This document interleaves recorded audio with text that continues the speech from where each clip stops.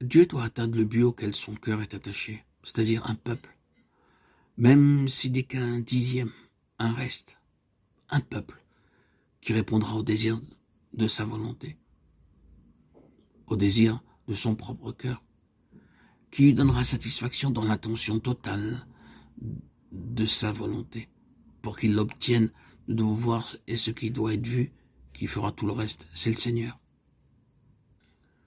Voir le Seigneur, comme Ésaïe l'a vu, le rend très clair. C'est voir la sainteté. Quand nous voyons la sainteté, nous voyons la lèpre là où nous ne l'aurions jamais suspecté, aussi bien en nous que chez les autres. Lorsque nous avons vu le Seigneur, nous voyons l'état réel des choses en nous et autour de nous, en ceux même du peuple de Dieu. C'est le besoin, voir le Seigneur afin de nous acheminer vers ce but auquel il nous presse. Je vis le Seigneur, nous dit Ésaïe, mes yeux ont vu. Quel est donc le résultat? C'est la révélation à nous-mêmes, de ce que nous sommes en nous-mêmes, mais aussi la révélation de l'état spirituel autour de nous. Quand nous avons vu le Seigneur, nous écrions « Je suis perdu ». Si vous regardez la signification de ce mot « perdu », vous trouverez que cela veut dire juste ceci, « Je suis digne de mort ». C'est la signification exacte du mot hébreu dans ce texte, « digne de mort ». Je suis digne de mort. Vous et moi, nous verrons le besoin d'être unis à Christ dans sa mort. Si nos yeux sont ouverts pour voir le Seigneur, pour voir qu'il n'y a rien d'autre à faire, c'est le seul chemin.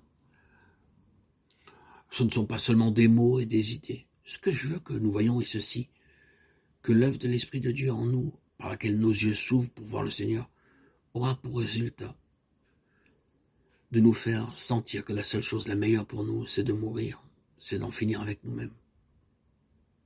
En êtes-vous arrivé là? Satan continuera naturellement de s'activer sur ce terrain qu'il possède.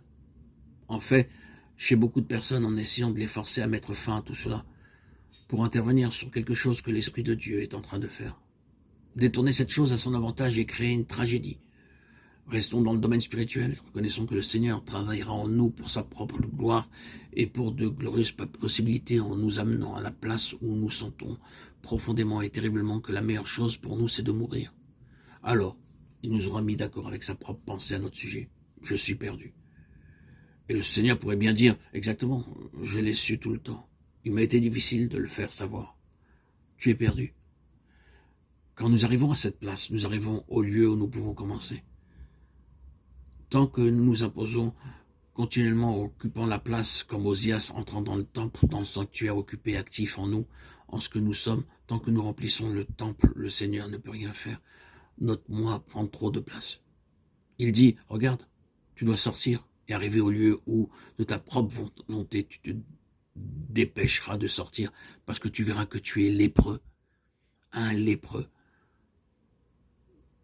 C'est ce qui est dit au sujet d'Osias. Et lui-même se hâta de sortir.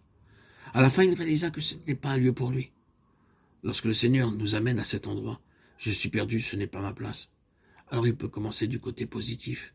Il a un chemin ouvert. Voir est une chose terrible et pourtant extrêmement nécessaire. L'aboutissement est une chose très glorieuse.